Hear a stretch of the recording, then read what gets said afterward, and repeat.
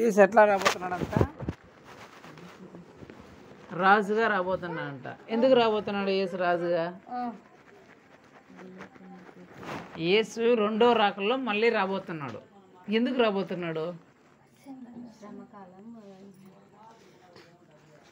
యేసు రెండో రాకల్లో మరలా ఎందుకు రాబోతున్నాడంటే పరిశుద్ధులందరినీ, యేసుక్రీస్తులో రక్షింపబడిన వాళ్ళందరినీ పరలోకానికి తీసుకెళ్ళడానికి, యేసుక్రీస్తులో రక్షణ పొందిన వాళ్ళందరినీ నరకానికి పంపించడానికి యేసు రెండో రాకడలో రాబోతున్నాడు.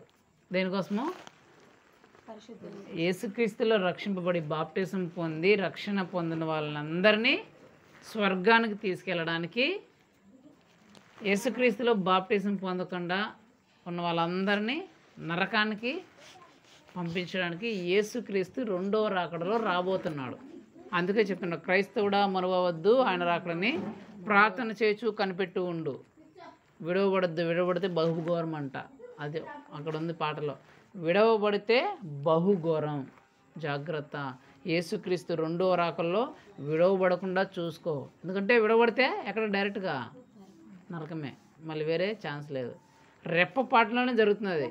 ఎప్పుడు వస్తుందో తెలియదు. ఆ రెండో రాకడ ఈరోజు వస్తుందో, ఈరోజు రాత్రి వస్తుందో, రేపు పొద్దున్న వస్తుందో, మన్నాడు వస్తుందో, ఎప్పుడు వస్తుందో ఎవరికి తెలియదు. కానీ రెప్పపాటులోనే జరిగిపోతుందంట అదంతా. రెప్పపాటు అంటే కళ్ళు మూసట తెరిచేందుకే అయిపోయింటుంది రాకడ. ఆ కళ్ళు మూసి తెరిచే లోపల అప్పటి వరకు రక్షింపబడిన పరిశుద్ధులందరూ రెప్పపాటున పరలోకంలోకి వెళ్ళిపోతారు. అప్పటి వరకు రక్షింపబడిన వాళ్ళందరూ వెళ్ళిపోతారు. భూమి పుట్టినప్పటి నుంచి అప్పటి వరకు ఉన్న పరిశుద్ధులందరూ రెప్పపాటలో పరలోకానికి వెళ్ళిపోతే, మిగిలిన వాళ్ళందరూ ఆ భూమి పుట్టినప్పటి నుంచి ఎంతవరకు రక్షింపబడిన వాళ్ళందరూ రెప్పపాటలో నరకంలోకి వెళ్ళిపోతారు. ఇది రెండవ రాకడ. అయితే రెండవ రాకడ ఎలా ఉంటుంది అనే దాని గురించి ఈరోజు మన అంశం కాదు కాబట్టి ఇంతవరకు తెలుసుకోండి. ఈరోజు దేవుడు ఏం మాట్లాడబోతున్నాడు అనేది మనం తెలుసుకుందాం. ఈ పాట దానిలో నుంచి వస్తుంది. ఏంటి? యేసుక్రీస్తు ఎందుకు రాబోతున్నాడు చెప్పండి? పరిశుద్ధుల్ని ఎక్కడికి? పరిశుద్ధులని పరలోకంలోనికి తీసుకువెళ్ళపోవడానికి యేసు ప్రభు రాబోతున్నాడు. అంతేనా? మనం ఏ అధ్యాయాన్ని ధ్యానిస్తున్నాం? మత్తయి సువార్తను. వెరుగుడు. మత్తయి సువార్తలో ఎన్నో అధ్యాయాన్ని ధ్యానిస్తున్నాం? 7వ అధ్యాయాన్ని ధ్యానిస్తున్నాం. 7వ అధ్యాయంలో ఎంతవరకు వచ్చినాం? లాస్ట్ టైం ఇక్కడ కుటుంబ ప్రార్థన జరిగినప్పుడు దేని గురించి జరిగింది? ప్రభువా ప్రభువా అను నన్ను పిలిచివాడు పరలోక రాజ్యంలో ప్రవేశించడు, కానీ నా చిత్త ప్రకారం ఎవడైతే చేస్తాడో వాడే పరలోక రాజ్యంలో ప్రవేశిస్తాడు అనే అంశాన్ని గురించి ఇక్కడ జరిగిన కుటుంబ ప్రార్థనలో మనం తెలుసుకున్నాం. అంతే కదా? దేవుని చిత్తం అనే అంశం గురించి మాట్లాడడం. పరలోక రాజ్యంలో అంటే స్వర్గంలోకి ప్రవేశించాలంటే దేవుని చిత్తం చేసే వాళ్ళు మాత్రమే స్వర్గంలోకి ప్రవేశిస్తారు అని తెలుసుకున్నాం. ఆ రోజు దేవుని చిత్తం అంటే ఏంటి, దేవుని చిత్తం ఎలాగుంటుంది, దేవుని చిత్తం మనం ఎలా చేయాలి అనేది కూడా మనం తెలుసుకున్నాం. ఈరోజు ఏం మాట్లాడబోతున్నాడంటే దేవుడు, చూద్దాం. మత్తయి సువార్త 7వ అధ్యాయం 21. అని నన్ను పిలుచు ప్రతి వాడును పరలోక రాజ్యములో ప్రవేశింపడు, గాని పరలోకమందున నా తండ్రి చిత్త ప్రకారము చేయువాడే ప్రవేశించును. హల్లెలూయా. ప్రభువా ప్రభువా అని నన్ను పిలుచు ప్రతివాడు పరలోక రాజ్యంలో ప్రవేశింపడు, కానీ నా చిత్త ప్రకారం ఎవరైతే చేస్తారో వాళ్ళే పరలోక రాజ్యంలో ప్రవేశిస్తారు అనేది ఇక్కడ ఉన్న దేవుడు చెప్తున్న మాట. ఈరోజు దేవుడు మనందరితో దేని గురించి మాట్లాడుతున్నాడంటే అసలు పరలోక రాజ్యంలో ఎవరు ప్రవేశిస్తారు. దేవుడు ఈరోజు మనందరితో మాట్లాడబోతున్న అంశం ఏంటంటే పరలోక రాజ్యంలో ఎవరు ప్రవేశిస్తారు, లేదా స్వర్గంలోకి ఎవరు ప్రవేశిస్తారు. స్వర్గంలోకి చెప్పండి, స్వర్గంలోకి ఎవరు ప్రవేశిస్తారు? ప్రతి ఒక్క మనిషి మంచి పనులు చేసినా, చెడ్డ పనులు చేసినా, పేదోడైనా ధనికుడైనా ఎవరైనా సరే వాళ్ళ లాస్ట్ కోరిక ఏమేంటుంది? నేను చనిపోతే ఎక్కడ పోవాలనుకుంటారు? స్వర్గానికే పోవాలనుకుంటారు ఎవరైనా సరే. అది ఎలాంటి వ్యక్తి అయినా సరే ఎంత దుర్మార్గ పనులైనా చేయని, ఎంత మంచిగా ఉన్నాయినా సరే చనిపోయిన తర్వాత ఎక్కడ పోవాలనుకుంటాడు? స్వర్గంలోనికి నేను పోవాలి అని కోరుకుంటారు. కుటుంబ సభ్యులు కూడా ఏం కోరుకుంటారు? మా వాళ్ళు బంధువులు, మా అమ్మో నాన్నో పిల్లోళ్ళు ఎవరు చనిపోయినా సరే ఎక్కడ పోవాలనుకుంటారు? స్వర్గంలోకి పోవాలనుకుంటారు తప్ప నరకంలోకి పోవాలని ఎవరు అనుకోరు. అయితే ఈ స్వర్గంలోకి ఎవరు వెళ్తారు, ఈ స్వర్గంలోకి ఎవరు ప్రవేశిస్తారు అనేది తెలుసుకోవాలి. స్వర్గంలోకి ఎవరు ప్రవేశిస్తారో తెలిస్తే దాన్ని బట్టి మనం స్వర్గంలోకి ప్రవేశిస్తామా ప్రవేశించమా అనేది మనకు తెలుస్తుంది. అంతే కదా. 10th క్లాస్లోకి ఎవరు జాయిన్ అవ్వచ్చు, 10th అయిపోయిన తర్వాత ఇంటర్లోకి ఎవరు జాయిన్ అవుతారు అని తెలిస్తే తప్ప ఎవరు ఇంటర్లోకి జాయిన్ అవుతారు ఎవరు జాయిన్ అవ్వరు మనకు తెలియదు. అంతే కదా. 1వ క్లాస్లోకి ఎవరు జాయిన్ అవుతారు అనేది మనకు తెలిస్తే తప్ప మన పిల్లలు 1వ క్లాసులో జాయిన్ అవుతారా జాయిన్ అవ్వరా అనేది మనకు తెలియదు. 1వ క్లాసులో జాయిన్ అవ్వాలంటే 5 సంవత్సరాలు నిండి ఉండాలి. మన క్లాస్ పిల్లలకి 3-4 సంవత్సరాలు అనుకుందాం. మనకు 1వ క్లాసులో 5 సంవత్సరాలు ఉన్న పిల్లోళ్ళే జాయిన్ చేసుకుంటారని మనకు తెలిస్తేనే మన పిల్లోళ్ళని మనం జాయిన్ చేయగలం. అట్లా లేకుండా 3వ క్లాస్ 4 తీసుకుని 3 సంవత్సరాలు 4 సంవత్సరాలు జాయిన్ చేసుకుంటారా? అంటే పరలోక రాజ్యంలో ప్రవేశించాలంటే అసలు పరలోక రాజ్యంలో ఎవరు ప్రవేశిస్తారో మనం తెలుసుకోవాలి. మీకు అర్థమయ్యేలాగా చెప్తాను. ఇప్పుడు సపోజు అంటే బాగా దాన ధర్మాలు చేసేవాళ్ళు, డబ్బులు పేదవాళ్ళకి పంచేవాళ్ళు చాలామంది ఏం చెప్తారంటే పుణ్యాలు చేస్తే, దాన ధర్మాలు చేస్తే, అన్నదానం చేస్తే, లేదంటే డబ్బులు దానం చేస్తే, వస్త్రదానం చేస్తే, పేదవారికి డబ్బులు ఎక్కువ ఇస్తే స్వర్గానికి పోతారని ఉద్దేశంతో చాలామంది డబ్బులు ఇస్తూ ఉంటారు. పేదవాళ్ళకి సహాయం చేస్తుంటారు, పేదవాళ్ళకి డబ్బులు ఇస్తుంటారు, ఏమి లేని వాళ్ళకి బట్టలు తీయిస్తుంటారు, కొన్ని కోట్లు చారిటీలకి అనాథాశ్రమాలకి ఇస్తూ ఉంటారు. వాళ్ళ ఉద్దేశం ఏంటి? ఇలా సహాయం చేస్తే పరలోక రాజ్యంలోకి నేను వెళ్ళిపోతాననే ఉద్దేశంతో వాళ్ళ దగ్గర ఉన్న డబ్బుల్ని కొంతదాన్ని ఆ సహాయం కోసం పేదవారి కోసం ఖర్చు పెడుతుంటారు. ఇప్పుడు నేను అడిగే ప్రశ్న ఏంటంటే, ఇప్పుడు డబ్బులు సహాయం చేసేవాళ్ళే, వస్త్రాలు సహాయం చేసేవాళ్ళే, అన్నదానం సహాయం చేసేవాళ్ళే పరలోక రాజ్యంలోకి వెళ్తారు అనుకుంటే, మరి పేదవాడు డబ్బులు తినడానికి కూడా ఆహారం లేనివాడు డబ్బులు సహాయం చేయలేడు కదా, మరి వాడికి ప్రవేశం లేదా? డబ్బులు సహాయం చేసిన వాళ్ళే, డబ్బులు ఇచ్చేవాళ్ళే, పేదలను ఆదుకునే వాళ్ళే, పుణ్యకార్యాలు చేసేవాళ్ళే పరలోక రాజ్యంలోకి ప్రవేశిస్తారు అనుకుంటే అసలు ఏ డబ్బులు తినడానికి గతి లేని వాళ్ళకి ప్రవేశం లేదా? అంటే దాన్ని బట్టి అర్థం ఏంటి? నువ్వు డబ్బులు చేసినంత మాత్రాన, దాన ధర్మాలు చేసినంత మాత్రాన నీకు ప్రవేశం లేదు. అలా నేను దాన ధర్మాలు చేసినాను, డబ్బులు ఇచ్చేసినాను, నాకు పరలోక రాజ్యం ఉందంటే అది నీ మూర్ఖత్వమే. దాన్ని మనం ఆలోచించాలి. డబ్బులు ఇచ్చినంత మాత్రాన, దాన ధర్మాలు నువ్వు కోట్లు ఇచ్చినంత మాత్రాన నీకు పరలోక రాజ్యం ఉంటుందంటే ఉండదు. ఒకటి. చాలామంది మాకు పరలోక రాజ్యం కావాలంటే అక్కడ పోయి మునిగితే, ఇక్కడ పోయి మునిగితే, అక్కడ పోతాము, ఇక్కడ పోయి మునిగితే, ఆ నీళ్ళు మునిగితే, ఈ నీళ్ళు మునిగితే మాకు స్వర్గం వచ్చేస్తుంది, నాకు మోక్షం వచ్చేస్తుంది అనుకుంటారు. సరే, అట్లే అనుకుందాం. అక్కడ పోయి మునిగితే, ఇక్కడ పోయి మునిగితే, ఆ నీళ్ళు తాగితే, ఈ నీళ్ళు తాగితే నీకు మోక్షం వచ్చేలాగా ఉంటే మరి పోలేని పరిస్థితి ఏంటి? డబ్బులు కూడా లేక ఇక్కడ ఉండే పరిస్థితి ఏంటి? బెడ్ మీద పడుకోండే పరిస్థితి ఏంటి? అంత దూరము డబ్బులు పెట్టుకోలేక పోకుండా ఆ నీళ్ళలో మునగలేని పరిస్థితికి వాళ్ళ స్వర్గం లేదా? అంటే వాళ్ళు స్వర్గానికి అర్హులు కదా? కనీసం తినడానికే తిండి లేని వాళ్ళు, కనీసం అన్నం సంపాదించుకోవడానికే డబ్బులు లేని వాళ్ళు అంత దూరం పోయి మునిగేసి రావాలంటే వాళ్ళ దగ్గర డబ్బులే లేకపోతే మరి వాళ్ళకి పరలోక రాజ్యం ప్రవేశం లేదా? వాళ్ళు పరలోకానికి అర్హులు గారా? అంటే దాన్ని బట్టి ఏంటి? నీళ్ళు మునగడాలో వల్ల లేకపోతే దేని వల్ల నీళ్ళు చలించుకోవడం వల్ల పరలోక రాజ్యం వస్తుంది అనుకుంటే అది మూఢనమ్మకం.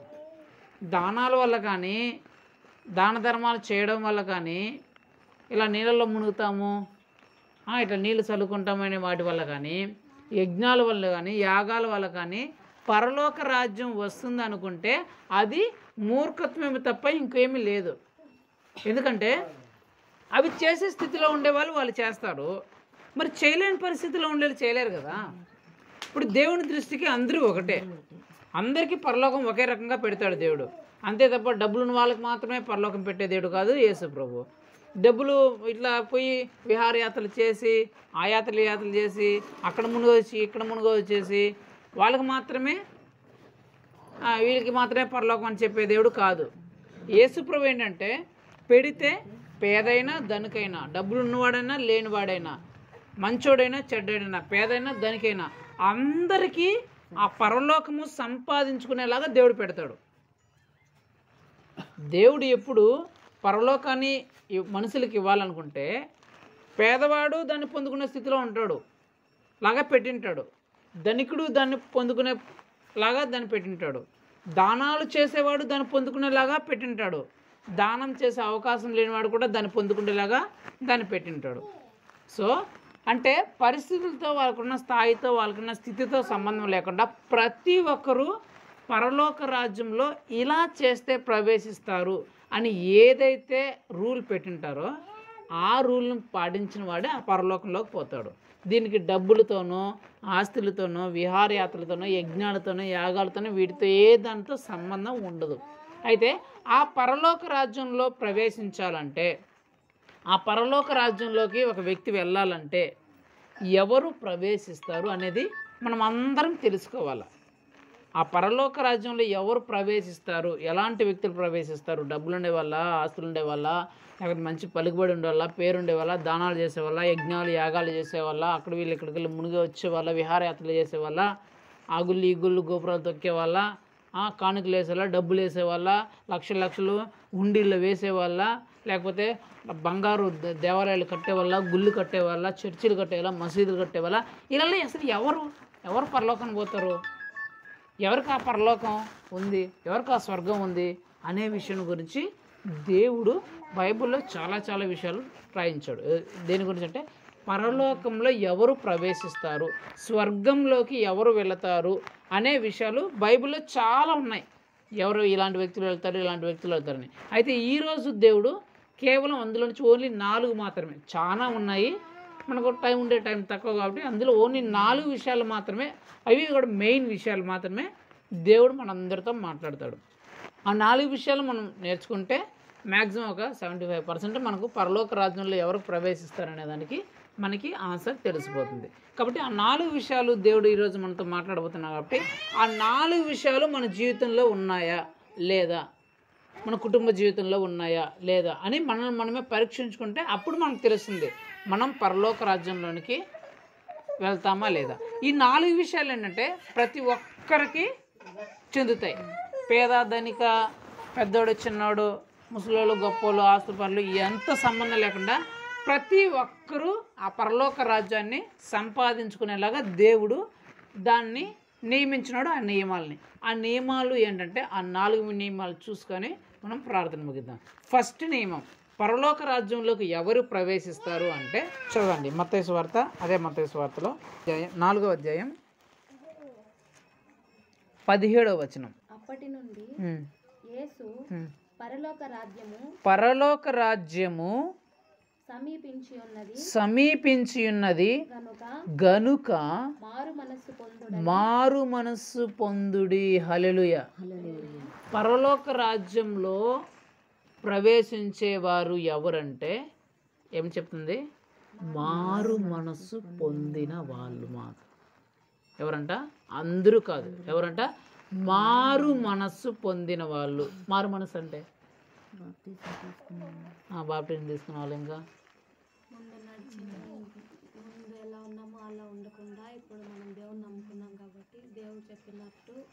Very good. ఇంకా మారు మనసు అంటే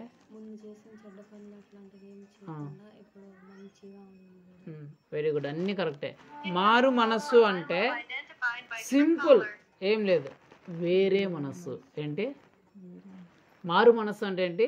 వేరే మనస్సు. ఇంతకు ముందు ఉన్న మనసు కాకుండా వేరే మనస్సు, ఇంతకు ముందు ఉన్న మనసు కాకుండా దానికి వ్యతిరేకమైన మనస్సు ఎవరైతే సంపాదించుకుంటారో వారికి పరలోక రాజ్య ప్రవేశం. అంటే ఇంతకుముందు ఒక మనసు ఉంటుంది, పాపిష్టి మనసు, పాప కార్యములు చేసే మనసు, నీచమైన పనులు చేసే మనస్సు, చెడు కార్యములు చేసే మనసు, కీడు చేసే మనస్సు ఉంటుంది. ఈ మనస్సు ఎవరైతే మార్చుకుంటారో వారికి పరలోక రాజ్య ప్రవేశం. మరి ఈ మారు మనసు పొందడానికి ధనికతో పేదవారిగా స్థాయితో సంబంధం ఉంటుందా? వారు చేసే పనితో సంబంధం ఉంటుందా? ఎవరైనా ఆ మారు మనసును పొందొచ్చు. ఎవరైనా వాళ్ళ పాపిష్టి జీవితం నుంచి వేరే మనసులోకి రావచ్చు, కొత్త జీవితంలోకి రావచ్చు. దానికి ధనిక పేద, మంచోడు చెడ్డోడు, లేకపోతే బాగా డబ్బులు ఉండేది డబ్బులు ఉండే, ఏ స్థాయితో కానీ ఏ పరిస్థితి కానీ సంబంధం లేదు. అంటే యేసు ప్రభు పెట్టిన ఫస్ట్ నేమ్ ఏమంటే పరలోక రాజ్యంలో ఎవరు ప్రవేశిస్తారంటే మారు మనస్సు పొందిన వాళ్ళు మాత్రమే పరలోక రాజ్యంలో ప్రవేశిస్తారు. వారికి మాత్రమే ప్రవేశం ఉంటుంది. అసలు మారు మనస్సు అంటే ఏంటి? వేరే మనస్సు అన్నాము. వేరే మనస్సు అంటే ఏంటి? వేరే మనస్సు అంటే ఏంటంటే చూడండి, అపోస్తుల కార్యములు. ఆ మారు మనస్సు అంటే మనకు అర్థమయ్యేలాగా చెప్పాలంటే చూడండి, అపోస్తుల కార్యములు తీయండి, 2వ అధ్యాయం 38వ వచనం. అపోస్తుల కార్యములు 2వ అధ్యాయం 38వ వచనం. అసలు మారు మనస్సు అంటే అక్కడ ఉంటుంది, అక్కడ ఉంది. చదువుమా. పేతురు, మీరు మారు మనస్సు పొంది పాప క్షమాపణ నిమిత్తము. ఒక నిమిషం అమ్మా. ఇక్కడ ఏమంటుందంటే మారు మనస్సు పొందాలంట. దేనికోసము? పాప క్షమాపణ. అంటే ముందు నీ పాపిష్టి జీవితం ఎలాగైతే ఉండిందో, నీ చెడు పనులు గల జీవితము, నీ చెడ్డ జీవితం, నువ్వు ఎలాంటి పనులు చేసావో, ఎలాంటి అసహ్యమైన పనులు, ఎలాంటి నీచమైన పనులు, ఎలాంటి దుర్మార్గమైన పనులు, ఎవరికైనా తెలిస్తే థూ అని ముఖం మీద ఊసేసే పనులు, నీకు నిందను అవమానం తెచ్చే పనులు నువ్వు ఒకప్పుడు జీవిస్తూ ఉన్నావు. అయితే ఇప్పుడేం చేయాలంట? నువ్వు పరలోక రాజ్యాన్ని ప్రవేశించాలంటే ఆ మనసు నుంచి, ఆ చెడు పనులు చేసే, ఆ పాపిష్టి పనులు చేసే మనసు నుంచి నువ్వు వేరే మనసుకు రావాలంట. అంటే ఆ మనసును విడిచిపెట్టి నువ్వు వేరే మనసులోనికి వచ్చి చదువు.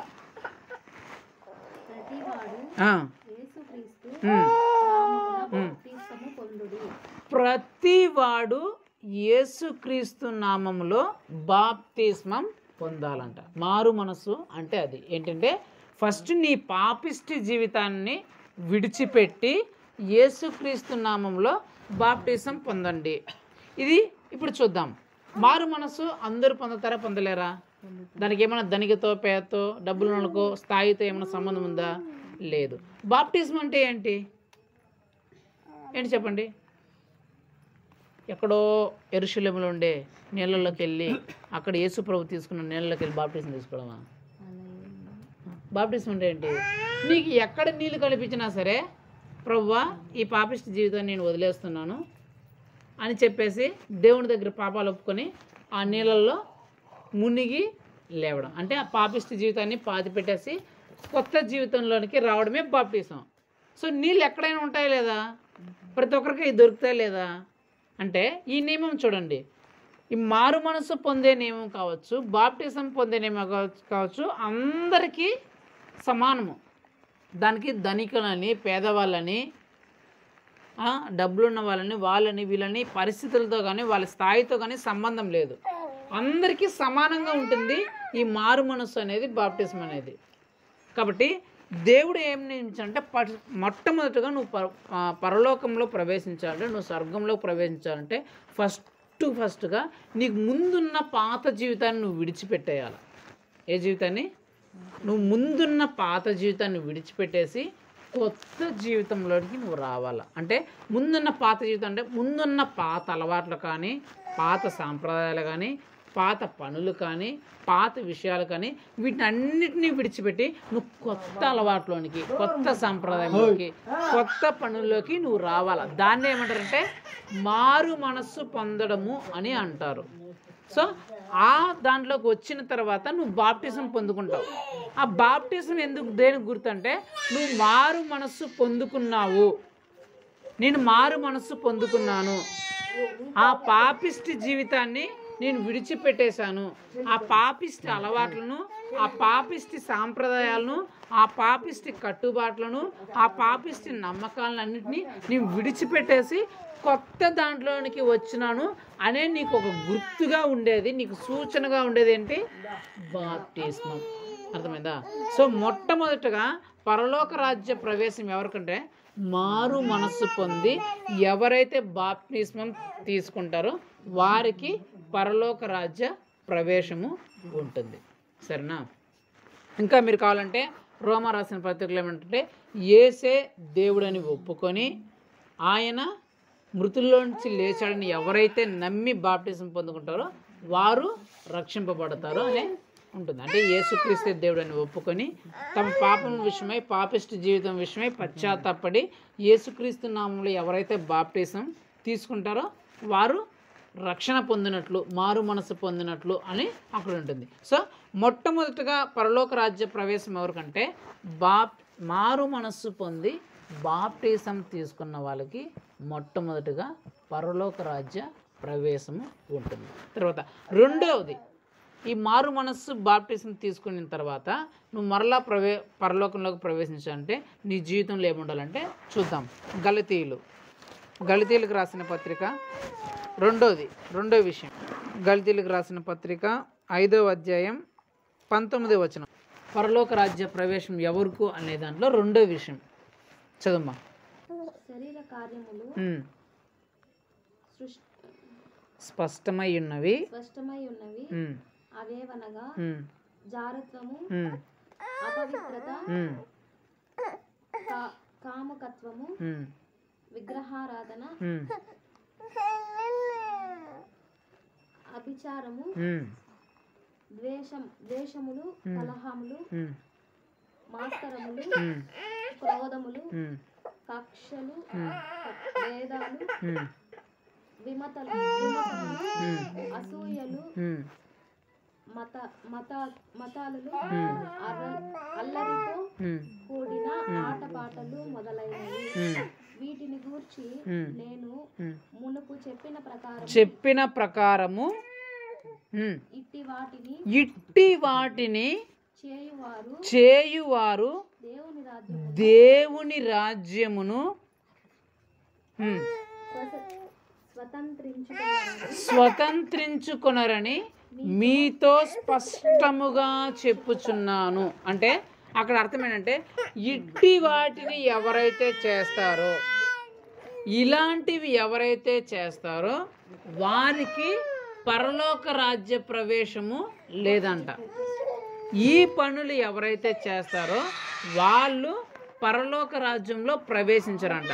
అంటే పరలోక రాజ్యంలో ప్రవేశించాలంటే ఆ పనులను నువ్వు చేయకూడదు. ఆ పనులు ఏంటి? ఆ పనులను శరీర కార్యములు అంటారు. ఆ శరీర కార్యములు ఏంటంటే వ్యభిచారములు కానీ, కామమోహపు క్రియలు కానీ, విగ్రహారాధపు పనులు కానీ, అంటే పూజలు పునస్కారాలు, దేవులను దేవతలను మొక్కడం కానీ, ఇంకా అభిచారములు, ద్వేషములు, గొడవలు, కొట్టాట్లు, కలహాలు కానీ, క్రోధములు కానీ, భేదములు, విమతములు కానీ, మత్తతులు కానీ, అల్లరితో కూడిన ఆటలు పట్ల అంటే సినిమాలు కానీ, పోగిరి చేష్టలు కానీ, అక్కడ ఇక్కడ చిందులేసి ఎగరడాలు కానీ, అవి ఇవి పనికిమాలిన పనులు చేయడానికి కానీ, ఇలాంటివి ఎవరైతే కలిగి ఉంటారో వారు పరలోక రాజ్యంలో ప్రవేశించరు. పరలోక రాజ్య ప్రవేశం రెండోదిగా ఎవరికంటే ఎవరైతే ఈ శరీర కార్యములు అనే వాటిని కలిగి ఉండరో వాళ్ళకి మాత్రమే పరలోక రాజ్య ప్రవేశం ఉంటుంది. ఎవరికైతే ఈ శరీర కార్యములు ఉంటాయో అంటే ఆ కామమోహపు క్రియలు కానీ, ఆ వ్యభిచారపు అలవాట్లు కానీ, లేకపోతే ఆ విగ్రహారాధన సంబంధించిన ఆ పూజలు పునస్కారాలు కానీ, ఆ సాంప్రదాయాలు కానీ, మూఢనమ్మకాలు కానీ, ఆ పూజలు చేయడం కానీ, ఆ బలులు అర్పించడం కానీ, లేకపోతే గొడవలు కొట్లాట్లు పెట్టుకునే ఉద్దేశాలు కానీ, లేకపోతే తిట్టడాలు, దూషించడాలు, బూతులు మాట్లాడాలి ఈ ఉద్దేశాలు కానీ, లేకపోతే సినిమాలని, శిఖాలని పిచ్చి పిచ్చిగా ఎగురుతూ అల్లరి చిల్లరగా తిరుగుతూ పోకిరి మాటలు చేస్తూ ఇలాంటి వాళ్ళు కానీ, ప్రేమ వ్యవహారాలు పెట్టుకొని తమ శరీరాలని అపవిత్రపరుచుకునే వాళ్ళు కానీ, ఆ అమ్మాయిల అబ్బాయిలు ఇష్టానుసారంగా తిరిగి లేనిపోని అలవాట్లకి లోనయ్యి మందు, సిగరెట్లు, బీడీలు ఇలాంటి తాగి ఇలా తమ శరీరాలని చెడు చేసుకునే వారికి పరలోక రాజ్య ప్రవేశం లేదంట. ఎవరి జీవితంలో ఈ శరీర కార్యములు ఉండవో వారికి మాత్రమే పరలోక రాజ్యంలో ప్రవేశం ఉంటుంది, స్వర్గంలోనికి ప్రవేశం ఉంటుంది. ఈ శరీర కార్యములు ఎవరి జీవితంలో ఉంటాయో వాళ్ళకి పరలోక రాజ్యం ప్రవేశం లేదు. అందుకే దేవుడు చెప్తున్నాడు, ఇట్టి కాలం ఇలాంటి పనులు ఎవరైతే కలిగి ఉంటారో వారికి పరలోక రాజ్యంలో ప్రవేశం లేదు. అంటే దాని అర్థం ఏంటంటే ఇలాంటి శరీర కార్యములు ఎవరిలో అయితే ఉండవో వారికి మాత్రమే పరలోక రాజ్యంలో ప్రవేశిస్తారు అని దాని అర్థం. కింద చెప్తున్న ఆత్మఫలముల గురించి మీకు అవి కాకుండా ఏముండాలంటే ప్రేమ, సంతోషం, సమాధానం, దీర్ఘశాంతం, విశ్వాసం, మంచితనం, దయాళుత్వం, ఆశా నిగ్రహం ఇలాంటివి మీకు ఉండాలి తప్ప శరీర కార్యములు ఉండకూడదు. శరీర కార్యములు ఉంటే మీకు పరలోక రాజ్య ప్రవేశం లేదు. సో ఈ శరీర కార్యములు పేద ధనిక స్థాయితో సంబంధం లేకుండా అందరూ పొందుకునేట్టుగా లేదా? అందరూ పొందుకోవచ్చు. దానికి పేదవాళ్ళన్నా ధనిక వాళ్ళన్నా డబ్బులు ఉండాలన్నా ఆస్తులు ఉండాలి ఏ సంబంధం లేదు. సో రెండోది ఏంటంటే శరీర కార్యములు ఎవరి జీవితంలో అయితే ఉండవో వారికి మాత్రమే స్వర్గంలో కానీ వారికి మాత్రమే పరలోకంలో ప్రవేశించే ఆ భాగ్యము ఉంటుంది. సో ఇంకా మూడో విషయంగా ఎవరు పరలోక రాజ్యంలో ప్రవేశిస్తారు అంటే మత్తయి సువార్త. అదే మత్తయి సువార్త 5వ అధ్యాయం 3వ వచనం నేను చదివితే మీరు వినండి. మత్తయి సువార్త 5:3 ఆత్మ విషయమై దీనులైన వారు ధన్యులు, పరలోక రాజ్యము వారిది. ఇక్కడ ఏం చెప్తున్నంటే ఆత్మ విషయంలో దీనత్వం కలిగిన వారు ధన్యులు, పరలోక రాజ్యము వారిది అంట. అంటే పరలోకంలో ఎవరు ప్రవేశిస్తారంటే మూడో విషయంగా ఆత్మలో అంటే మనసులో ఎవరైతే తగ్గింపు కలిగి ఉంటారో, ఆత్మలో ఎవరైతే దీనత్వం కలిగి ఉంటారో వాళ్ళు మాత్రమే పరలోక రాజ్యంలో ప్రవేశిస్తారు అంట. ఆత్మలో దీనత్వం కలిగి ఉండడం అంటే ఏంటి? మనసులో దీనత్వం కలిగి ఉండడం అంటే ఏంటి? సపోజ్ మీకు అర్థమయ్యేలా చెప్పాలంటే మీరు ఒక మంచి పని చేస్తాను అనుకుందాం. ఒకవేళ మామ ఒక మంచి పని చేస్తున్నాడు అనుకుందాం. ఇప్పుడు నవ్యాన్ని చూసి వాళ్ళ అమ్మ నువ్వేమి చెప్తావు? మా నవ్య మీ నాన్నకు చూడు ఎంత మంచి మనసు ఉందో నీకు కూడా అంత మంచి మనసు రావాలా అని చెప్తామా లేదా? సో అంటే మనసు నీకు ఎలా ఉండాలంటే చాలా మంచిదిగా ఉండాలంటే ఎవరి మనసు అయితే చాలా మంచిదిగా ఉంటుందో పరలోక రాజ్య ప్రవేశము వాళ్ళకి దొరుకుతుందంట. అంటే నీ మనసు ఎలాగుండాలా? పరలోక రాజ్యంలో ప్రవేశించాలంటే నీ మనసును ఎలా ఉంచుకోవాలా? కొందరు మనం చూసి వారి మనసులను చూసి మన మనసు కూడా ఇలాగ ఉండాలా, మన పిల్లల మనసు కూడా ఇలాగ ఉండాలా అని మనకు చాలా వ్యక్తులను చూసినప్పుడు అనుకుంటాం. అయితే వీళ్ళందరికంటే మంచి మనసు, గొప్ప మనసు ఎవరికి ఉంటుంది? అత్యుత్తమమైన మనసు. అలాంటి మనసు ఇంకెవ్వరికి ఉండని మనసు ఎవరికి ఉంటుంది? ఒక్క యేసుక్రీస్తు మాత్రమే, యేసయ్యకు మాత్రమే అలాంటి మనసు ఉంటుంది. అయితే యేసయ్యకున్న మనసు ఎవరికైతే ఉంటుందో వారికి పరలోక రాజ్య ప్రవేశం ఉంటుంది.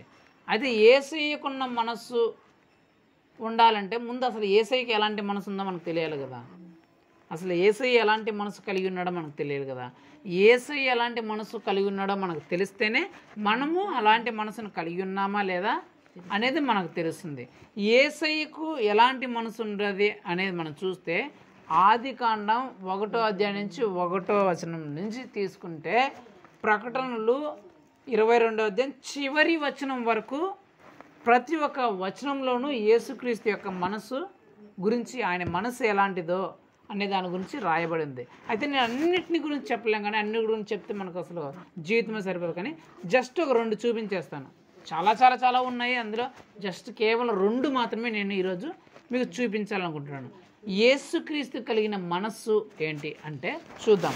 మొట్టమొదట అలాంటి మనసు మనము ఉండాలని దేవుడు ఆశిస్తున్నాడు. చూద్దాం అదేం మనసు చూద్దాం. ఫిలిప్పీలకు రాసిన పత్రిక 2వ అధ్యాయం 5 నుంచి నేను చదువుతాను, మీరు వినండి. ఫిలిప్పీలకు రాసిన పత్రిక 2వ అధ్యాయం 5, 179వ పేజీ చూడండి. క్రీస్తు యేసునకు కలిగిన ఈ మనస్సును మీరును కలిగి ఉండండి. యేసుక్రీస్తు కలిగిన ఆ మనసు మనకు ఉండాలంట. అదేం మనసు అంటే ఆయన దేవుని స్వరూపము కలిగిన వాడై ఉండి దేవునితో సమానంగా ఉండుట విడిచిపెట్టకూడని భాగ్యమని ఎంచుకొనలేదు కానీ మనుష్యుల పోలికగా పుట్టి దాసుని స్వరూపము ధరించుకొని తన్ను తాను రిక్తునిగా చేసుకొనెను. మరియు ఆయన ఆకారమందు మనుష్యుడిగా కనబడి మరణము పొందినంతగా, అనగా శిలువ మరణం పొందినంతగా విధేయత చూపిన వాడై తన్ను తాను తగ్గించుకొనెను. ఇక్కడ యేసు ప్రభుకు ఉన్న మనస్సు ఏంటంటే తగ్గింపు కలిగిన మనస్సు. ఏ మనసు? విధేయత కలిగిన మనసు. ఏ మనసు?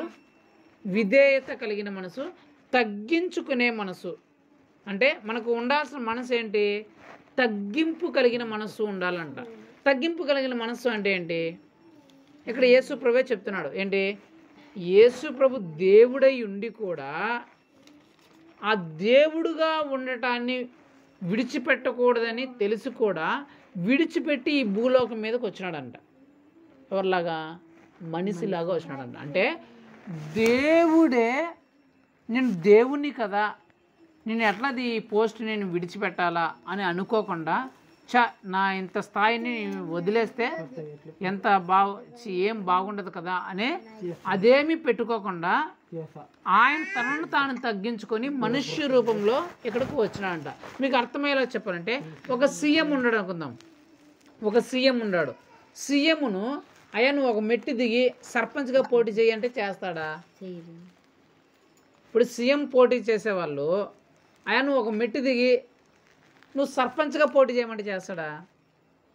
కనీసం నువ్వు సీఎం వద్దులేవయ్యా ఈసారి మినిస్టర్ ఎమ్మెల్యేగా ఉండంటే ఉంటాడా? కనీసం మినిస్టర్గా ఉండయ్యా అంటూ ఉంటాడా? ఒప్పుకుంటాడా? అంటే సీఎం పోస్ట్లో ఉండే ఆయనే ఒక మెట్టి దిగి రావాలంటే చచ్చ నా పరువు అంతా పోతుంది, నేను ఇంతకుముందు పెంచుకున్న స్థాయి గౌరవం అంతా పోతుంది అని అనుకుంటాడు కదా. జస్ట్ సీఎం స్థాయిలో ఉన్నాడు, ఒక 5 సంవత్సరాలు సీఎంగా ఉండేవాడే ఒక మెట్టు దిగి రావాలంటేనే ఎంతో ఆలోచిస్తాడు. నా పరువు ఎట్లా అవుతుంది, నా స్థాయి ఎట్లా దిగజారిపోతుందని ఆలోచిస్తాడు. అలాంటిది సీఎంలకే సీఎం, పిఎంలకే పిఎం, ఈ ప్రపంచాన్ని సృష్టించిన దేవుడు ఆయన. ఒక మాటతోనే ప్రపంచాన్ని సృష్టిని సృష్టించిన దేవుడు పరలోకాన్ని స్వర్గాన్ని చేసి నరకాన్ని చేసి అన్నిటిని చేసి వేవేల దూతల కోట్ల సమూహాలతో నిత్యము పరిశుద్ధుడు పరిశుద్ధుడిని పొగడబడుతున్న యేసయ్య అంత గొప్పగా ఉండే స్థాయిని వద్దనుకొని భూమి మీదకి అసలు వచ్చాడంటే మనం ఊహించుకోగలమా ఆయన ఎంతగా తగ్గించుకున్నాడు. ఒక ఆఫ్టర్ ఆల్ ఒక సీఎం నుంచి ఒక మినిస్టర్ పోస్ట్కి రామంటేనే వాళ్ళు అంత ఆలోచిస్తారు. కానీ యేసు ప్రభు అది ఏమీ ఆలోచించాల. అరే నా స్థాయి ఏంటి, ఈ స్థాయిని వదిలితే నాకు ఎంత అవమానంగా ఉంటుంది, ఎంత పరుగు పోతుంది అనే భావనే లేకుండా తనను తాను తగ్గించుకొని ఈ భూమి మీదకి వచ్చినాడంట. అంటే దాని అర్థం ఏంటంటే మన స్థాయి మనకు ఎంత ఉందో ఉండొచ్చు, మనం ఎంత గొప్పవారమైన కావచ్చు, కానీ ఇతరుల దగ్గర మనం ఎలా ఉండాలా? తగ్గింపు కలిగి జీవించాలా. తగ్గింపు కలిగిన మనకు బ్రతుకు ఉండాలా. మన గర్వము అహంకారము మనమే పెద్ద, మనమే అది, మనమే ఇదే అనే భావనే మన జీవితంలో ఉండకూడదు. తగ్గింపు కలిగిన మనస్సు అంటే అదే, విధేయత కలిగిన మనస్సు అంటే అదే. మన స్థాయి ఎంతైనా కావచ్చు, మన పలుకుబడి ఎంతైనా కావచ్చు, మనది ఎంతైనా కావచ్చు, కానీ ఇతరుల దగ్గర మనం ఎలాగ ఉండాలంటే మన మనస్సు తగ్గింపు కలిగిన మనస్సుగా, మంచి మనస్సుగా, అలాంటి మనసును మనం కలిగి ఉండాలి. యేసుక్రీస్తుకు అలాంటి మనసు ఉందంట. విధేయత కలిగిన మనసు అంటే లోబడే మనసు, గౌరవించే మనసు, రెస్పెక్ట్ చూపించే మనసు ఉందంట. తగ్గించుకునే మనసు ఉందంట. అంటే గర్వం లేకుండా, అహంకారం లేకుండా, నేను అనే అలాంటి గర్వం లేకుండా, నా స్థాయి నేనెంత మీరెంత అనే ఆ ఉద్దేశం లేకుండా తగ్గింపు కలిగిన మనస్సు ఆయనకుందంట. అలాంటి మనసు ఉన్న వాళ్ళకి పరలోక రాజ్య ప్రవేశం ఉంటుంది. రెండోదిగా చూస్తే 1 పేతురు ఆ మనసు ఎలా ఉండాలంటే తగ్గింపు కలిగిన మనసు ఉండాలా. రెండోదిగా ఏమంటే 1 పేతురు 2వ అధ్యాయం నేను చదువుతాను, మీరు వినండి. 1 పేతురు 2వ అధ్యాయం 21 నేను చదువుతాను, మీరు వినండి. క్రీస్తు కూడా మీ కొరకు బాధపడి మీరు తను అడుగుజాడయందు నడుచుకున్నట్లు మీకు మాదిరి ఉంచిపోయెను. అదేనగా ఆయన పాపము చేయలేదు, ఆయన నోటను ఏ కపటమును కనబడలేదు, ఆయన దూషింపబడియు బదులు దూషింపలేదు, ఆయన శ్రమ పట్టబడియు బెదిరింపగా న్యాయముగా తీర్పు తీర్చు దేవునికి తన్ను తాను అప్పగించుకొనెను.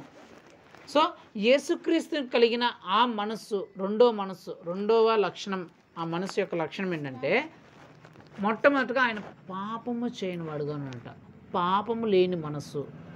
ఏ మనసు చెప్పండి? పాపము చేయని మనసు. మళ్ళీ చెడు పనులు చేయని మనసు. శరీర కార్యాలని చెప్పినాం కదా, ఆ వ్యభిచార క్రియలు కానీ, ఆ విగ్రహారాధన క్రియలు కానీ, ఆ పూజలు కానీ, ఆ పునస్కారాలు కానీ, ఆ నమ్మకాలు కానీ, ఆ అలవాట్లు కానీ, ఆ త్రాగుబోతుతనం కానీ, ఆ గొడవలు కానీ, ఆ కొట్లాటలు కానీ, ఈ శరీర కార్యం గురించి అన్నీ చెప్పినాం కదా. ఈ ప్రేమ వ్యవహారం కావచ్చు, ఏమైనా కావచ్చు, ప్రేమ పేరుతో తమ శరీరాలు నీచంగా చేస్తున్న ఆ కార్యం అన్నిటిని కావచ్చు, ఇవేవి చేయని మనస్సు, అసలు పాపమే చేయని మనస్సు ఉందంట. దాని కింద ఏమంట, ఆయన దూషింపబడి అంటే ఆయన తిట్టినా సరే ఆయన ఎదురు తిట్టలేదంట. ఆయన తిట్టినా కూడా ఎదురు తిట్టని మనస్సు ఆయనకు ఉందంట. ఆయన హింసించి బాధ పెట్టి కొట్టినా తిడుతున్నా ఏం చేసినా సరే బదులుగా ఆయన ప్రతీకారం పగ తీర్చుకోలేదంట. ఇలాంటి మనస్సు మనం కలిగి ఉండాలి. ఏంటి? మొట్టమొదటి మనసు ఏంటి? తగ్గింపు కలిగిన మనస్సు. గర్వము, అహంకారము, నేనే, నాదే అనే అలాంటి గర్వం లేని మనసు మనం కలిగి ఉండాలా. తగ్గింపు కలిగిన మనసు ఉండాలా. రెండోదిగా ఏముండాలంటే మనం తిట్టినా సరే మనం ఎదురు తిట్టకుండా, మనం దూషించి హింసించి బాధ పెట్టినా సరే మనం కూడా అలాగే దూషించి బాధ పెట్టి ఇబ్బంది పెట్టే కొట్టే తిట్టే ఇలాంటి మనసు మనకు లేకుండా న్యాయముగా దేవునికి అప్పగించుకుంటాయా, చూడయా ఏమనలేదయా, నన్ను తిడుతున్నారా, బాధ పెడుతున్నారని మన బదులు వాళ్ళ మీద ప్రతీకారం తీర్చుకోకుండా మనకు మనమే దేవునికి అప్పగించుకునే మనసు ఉండాలంట. అంటే దేవునికి ప్రార్థన చేసే మనసు ఉండాలంట. ఆ విషయాన్ని బట్టి దేవుని దగ్గర మన బాధను చెప్పేసే మనసు మనకు కలిగి ఉండాలని దేవుడు చెప్తున్నాడు. ఇలాంటి మనసు అంటే ఆత్మ విషయంలో ఎవరైతే దీనులై ఉంటారో, ఇలాగా తగ్గింపు కలిగి ఎదురు తిట్టక, ఎదురు దూషించక, ఎదురు నిందించక, ఎదురు ఇబ్బంది పెట్టక, కష్టపెట్టక, ఎదురు ప్రతీకారం తీర్చుకోక, పగ తీర్చుకోక ఎవరైతే ఇలాంటి మనసు యేసుక్రీస్తు కలిగిన ఇలాంటి మనసు ఎవరైతే కలిగి ఉంటారో మూడోదిగా వారికి పరలోక రాజ్యం. సో దీనికి ఏమైనా డబ్బులతో కానీ ఆస్తులతో కానీ స్థాయితో కానీ ఏమైనా సంబంధం ఉందా? ఎవరైనా కలిగి ఉండొచ్చు దీన్ని. పేద దానికి వాటితో సంబంధం లేదు, ఎవరికైనా కలిగి ఉండొచ్చు. సో మూడోది అది ఏంటి? ఆ మనస్సు ఆత్మ విషయంలో ఎవరైతే ఆ దీనత్వం కలిగి ఉంటారో పరలోక రాజ్యంలో వాళ్ళు ప్రవేశిస్తారంట. చివరిగా నాలుగోదిగా ఎవరు ప్రవేశిస్తారంటే తిమోతి రాసిన పత్రిక, అపోస్తులైన పౌలు గారు తిమోతికి రాసిన 2వ పత్రిక 4వ అధ్యాయం 7వ వచనం 8వ వచనం నేను చదువుతాను, మీరు వినండి. మంచి పోరాటమును పోరాడి తిని, నా పరుగు కడముట్టించి తిని, విశ్వాసమును కాపాడుకొంటిని, ఇక మీదట నా కొరకు నీతి కిరీటము ఉంచబడి ఉన్నది. పౌలు గారు ఏం చెప్తున్నారంటే, ఇప్పటి వరకు నేను మంచి పోరాటాన్ని పోరాడాను, నా పరుగును కడముట్టించాను, విశ్వాసాన్ని కాపాడుకున్నాను. ఏంటంట? మంచి పోరాడంట. ఎన్ని శ్రమలు వచ్చినా సరే, ఎన్ని ఇబ్బందులు వచ్చినా సరే, ఎంత కష్టమైనా సరే, సంతోషమైన, దుఃఖమైన, ఆనందమైన, ఎలాంటి పరిస్థితులైనా సరే ఆ విశ్వాసాన్ని కాపాడుకున్నాడంట. తన పరుగు తుదముట్టించడంట. అంటే పరుగు పందెం దేనికైతే గురి పెట్టుకొని పరిగెడుతున్నాడో ఆ పరుగు పందాన్ని ఫినిష్ చేశాడంట. మధ్యలోనే ఆగిపోకుండా, మధ్యలోనే వెళ్ళిపోకుండా, మరలా వెనక్కి వెళ్ళిపోకుండా, పడిపోకుండా ఆ పరుగు పందాన్ని ఫినిష్ చేశాడంట. తన విశ్వాసాన్ని కాపాడుకున్నాడంట.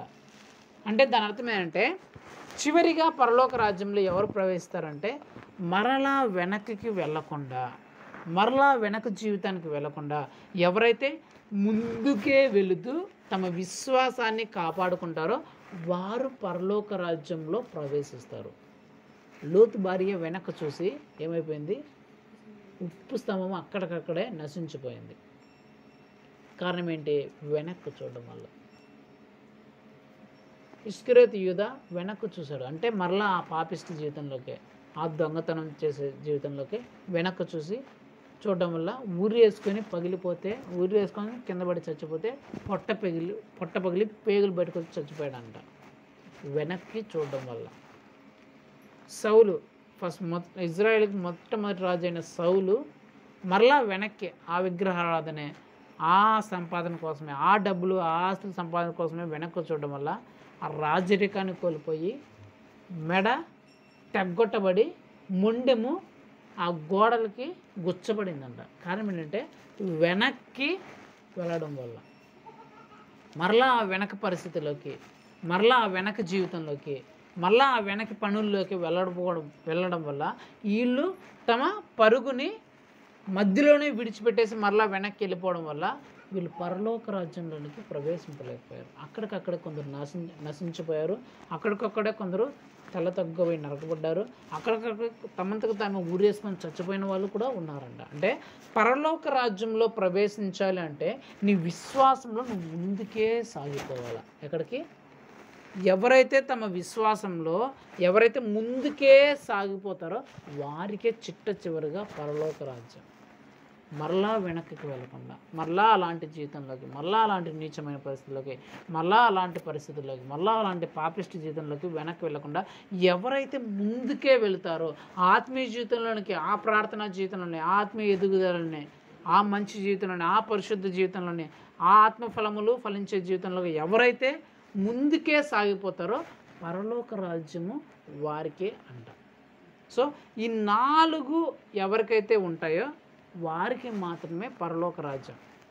ఈ 4లో ఒక్కొక్కటి కాదు, 4 ఉన్నవారికి మాత్రమే. మొట్టమొదటిగా నువ్వు మారు మనసు పొంది బాప్టిజం తీసుకోవాలా. మారు మనసు పొంది బాప్టిజం తీసుకున్న తర్వాత నీలో శరీర కార్యములు ఉండకూడదు. నీలో శరీర కార్యములు లేకుండా ఉన్న తర్వాత నీ ఆత్మలో నువ్వు దీనత్వం స్థితిలోనికి నువ్వు రావాలా. ఆత్మలో దీనత్వం స్థితిలోకి నువ్వు వచ్చిన తర్వాత నీ పరుగును, నీ విశ్వాసాన్ని చివరి వరకు నువ్వు కాపాడుకోవాలా. అందుకే చెప్తున్న పౌలు గారు, నా విశ్వాసాన్ని నేను కాపాడుకుంటుని, నా పరుగుని నేను తుదముట్టించుతుని, ఇకపై నా కొరకు జీవ కిరీటం ఉంచబడి ఉంది. ఆ జీవ కిరీటం ఎక్కడ దొరుకుతుంది? పరలోకం. అంటే సో ఈ 4 విషయాలు చాలా ఉన్నాయి. పరలోక రాజ్య ప్రవేశం అంటే ఎవరొకంగా చాలా చాలా చాలా ఉన్నాయి.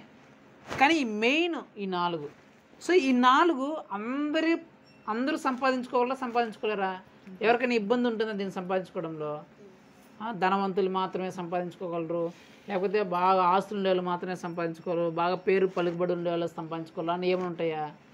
పేద, ధనిక, మంచి, చెడు, వాళ్ళు వీళ్ళు, ఆ ప్రాంతం వాళ్ళు, ఈ ప్రాంతం వాళ్ళు, ఆ మనుషులు, ఈ మనుషులు, ఎవరు దాంతో సంబంధం లేకుండా ప్రతి ఒక్కరూ సంపాదించుకునేలాగా దేవుడు యేసు ప్రభు ఆ పరలోక రాజ్యాన్ని పెట్టాడు. సో ఈ 4 మెయిన్గా, ఈ 4 ఎవరి జీవితంలో అయితే ఉంటాయో వారికి మాత్రమే స్వర్గం. ఎక్కడ? అక్కడే కాదు, భూమి మీద కూడా. కొందరు చెప్తుంటారు కదా, అబ్బా భూలోకంలో స్వర్గంలాగా ఉందిరా, భూలోక స్వర్గాన్ని మేము చూస్తూనే అంటారు కదా. ఒక చిన్న జలపాతం కింద పోయే తలకోన లేకపోతే ఆ జలకన కదా, బా భూలోక స్వర్గం రైతే, అబ్బా స్వర్గంలాగా ఉందని అంటారు కదా. అంటే నువ్వు భూలోకంలో కూడా స్వర్గంలోనికి నువ్వు ప్రవేశించాలంటే, భూలోకంలో కూడా నువ్వు స్వర్గం లాంటి అనుభవంలోకి నువ్వు వెళ్ళాలంటే ఈ 4 విషయాలు మెయిన్గా మన జీవితంలో ఉండాలి. అదేంటంటే మొట్టమొదటిగా నువ్వు మారు మనసు పొందాలా. నీ పాపిష్టి జీవితాన్ని నువ్వు విడిచిపెట్టాలా. నువ్వు ఉన్న ఆ ముందు పాత జీవితాన్ని, ఆ రోత జీవితాన్ని, ఆ నీచమైన జీవితాన్ని నువ్వు విడిచిపెట్టి ఒక కొత్త జీవితంలోకి నువ్వు వచ్చి యేసుక్రీస్తు నామంలో బాప్టిజం పొందాలి. ఎందుకు? ఆ బాప్టిజం దేనికి గుర్తుంటే ఆ పాపిష్టి జీవితానంతా నేను వదిలేసినాను, ఇకపై నేను కొత్త జీవితంలోకి వచ్చినాను, దానికి గుర్తు ఇది అని చెప్పడానికి నువ్వు ఆ బాప్టిజంలోనికి నువ్వు రావాలా. ఆ బాప్టిజంలోకి వచ్చిన తర్వాత, నువ్వు ఆ రక్షణలోకి వచ్చిన తర్వాత నువ్వేం చేయాలా? నీ శరీర కార్యములన్నింటినీ విడిచిపెట్టాలా. నీ కామ, మోహ, వ్యభిచార ఆ క్రియలన్నిటినీ, విగ్రహారాధన క్రియలను, ఆ ఆచారాలను, ఆ సంప్రదాయాన్ని, ఆ గొడవల్ని, కొట్టాటలని, ఆ అరుచుకోవడాలని, తిట్టుకోవడాలని, అల్లరి చిల్లరతో కూడిన ఆటలు పాటలని, పోకిరి చేష్టలని, వీటన్నిటిని అన్యాయంగా కొడలు కుట్రలు వీటన్నిటిని విడిచిపెట్టాలి. ప్రేమ వ్యవహారాలు, తమ శరీరం ప్రేమ పేరుతో తమ శరీరాలని నీచమైన పనులకు తెగిస్తున్న ఆ కార్యం అన్నిటినీ విడిచిపెట్టేయాలి. విగ్రహారాధన, శరీరకు సంబంధించిన కార్యాలకు సంబంధించినవి ఏవి నీ జీవితంలో ఉండకూడదు. ఉండకుండా వచ్చిన తర్వాత ఆత్మలో దీనత్వానికి నువ్వు వచ్చేయాలి.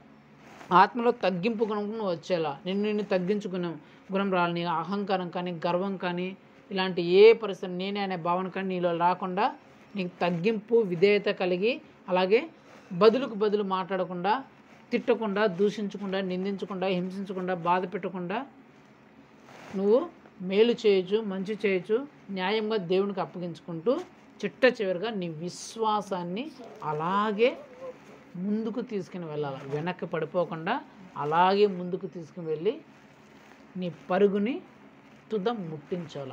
ఎవరైతే ఈ 4 విషయాల్ని పాటిస్తారో వారికి మాత్రమే పరలోక రాజ్య ప్రవేశం. అంతేకాని దానాలు చేసినంత మాత్రాన, ధర్మాలు చేసినంత మాత్రాన, అక్కడవి ఇక్కడ మునిగినంత మాత్రాన, ఆ యజ్ఞాలు చేసినంత మాత్రాన, ఆ పొట్టేళ్ళని ఈ మేకలను బలి ఇచ్చినంత మాత్రాన అవి ఇవి చేసినంత మాత్రాన నీకు పరలోక రాజ్యం ఎట్టి పరిస్థితుల్లోనూ దొరకదు. అలా దొరుకుతుంది అనుకుంటే అది నీ మూఢనమ్మకం తప్ప వేరే ఒకటి కాదు. పరలోక రాజ్యం అట్లా డబ్బులతోనో ఆస్తులతోనో కొనేది కాదంట. యేసుప్రభు చెప్తాను, ఇది ఉచితం. పరలోక రాజ్యం ఏంటి? ఉచితంగా ఇచ్చేదంట దేవుడు యేసుప్రభు. నువ్వు డబ్బులు పెడతాను, నువ్వు బళ్ళు ఇస్తాను, నువ్వు అక్కడ అది చేస్తానే కాదంట, ఉచితంగా ఇస్తాంట. ఇప్పుడు చెప్పిన 4 విషయాలు ఉచితంగానే జరిగేటే లేదా? వాడికి డబ్బులు ఖర్చు అయిపోయి అయ్యేటండయా? 4 విషయాలు ఉచితమే. పరలోక రాజ్యాన్ని దేవుడు ఉచితంగా పెట్టాడు. అంటే మనుషులకు ఉన్న లక్ష్యం ఏంటంటే ఉచితంగా పెడితే ఎవరు దాన్ని అంత ఇంట్రెస్ట్ తీసుకుంటారు, డబ్బులు పెడితేనే ఇంట్రెస్ట్ తీసుకుంటారు.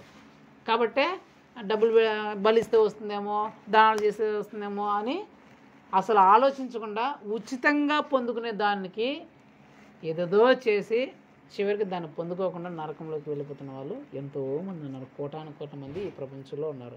అందుకే యేసుప్రభు చెప్తున్నాడు, నేను త్వరలో 2వ రాకడగా రాబోతున్నాను, మీకోసం నేను ఆల్రెడీ పరలోకాన్ని సిద్ధం చేసి పెట్టేస్తున్నాను, మీరే పొందుకోవాలి దాన్ని. నేను చెప్పిన ఈ 4 విషయాలను బట్టి మీరే పొందుకోవాలి. పరలోక రాజ్యాన్ని పొందుకోవడానికి చాలా విషయాలు ఉన్నాయి, చాలా ఉన్నాయి. కానీ మెయిన్గా ఈ 4 ఉండాలని దేవుడు ఆశిస్తున్నాడు. కాబట్టి ఇలాంటి లక్షణాలని మనం పొందుకొని ఇలాగా మనం బ్రతికి మన విశ్వాసాన్ని మరలా వెనక్కి పడిపోకుండా ముందుకే సాగిపోతూ మనమందరము పెద్దోళ్ళ నుంచి పిల్లల వరకు ప్రతి ఒక్కరము ఆ పరలోక రాజ్యంలో, అంటే ఈ భూమి మీద పరలోకంలోని స్వర్గంలో అనుభవాలకి, ఈ భూమిని విడిచిపెట్టిన తర్వాత కూడా ఆ నిత్యమైన పరలోకానికి మనం అందరం చేరుకోవాలని ఆశిస్తూ దేవుని ప్రార్థిస్తూ ప్రార్థన చేసుకుందాం. కళ్ళు మూసుకొని ప్రార్థన చేసుకుందాం.